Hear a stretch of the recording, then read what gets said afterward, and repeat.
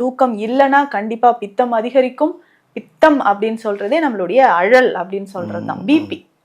பிபியை தான் குருதி அழல்னு சொல்லுவோம். ரத்தத்துல பித்தம் அதிகரிக்கும் போது வர்றது. ஸ்ட்ரைட்டா என்ன ஆகுதுன்னா ஹார்ட், கிட்னி தான் நமக்கு அதிகமா பாதிக்கப்படுது. அதுக்கப்புறம் தூக்கம் இல்லாதனால வரக்கூடிய பிரச்சனைகள் நமக்கே தெரியும். இதயம் சார்ந்த நோய்கள், டக்குன்னு இன்னைக்கெல்லாம் ஸ்ட்ரோக் வந்துருது, ஹார்ட் அட்டாக் வருது அப்படின்னு சொல்றோம். எவ்வளோ விஷயங்களுக்கு தூக்கமின்மை ஒரு பெரிய பிரச்சனையா இருக்கு.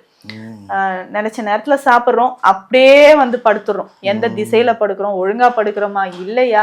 ஸோ இதனாலேயே நிறைய பேருக்கு தூக்கத்துல திடீர்னு எந்திரிச்சு உட்காருவாங்க. அசிடிட்டி, ஆசிட் ரிஃப்ளக்ஸ் வருது. ஏன் வருது?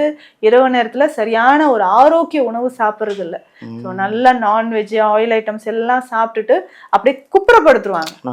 வந்தோடனே டயர்டா இருக்குப்பா படுத்துட்டேன். ஸோ இப்படி நம்ம ஒரு உறக்கம், அதுவே தப்பு இல்லை மேம், சாப்பிட்ட உடனே தூங்குறது. கண்டிப்பா அந்த மாதிரி சாப்பிடும்போது நம்ம உறங்கும் போதும் பல நோய்கள் வருது. படுக்கும் திசை, நம்ம எந்த பக்கம் தலை வைக்கிறோம் அப்படின்றது ரொம்ப முக்கியம்.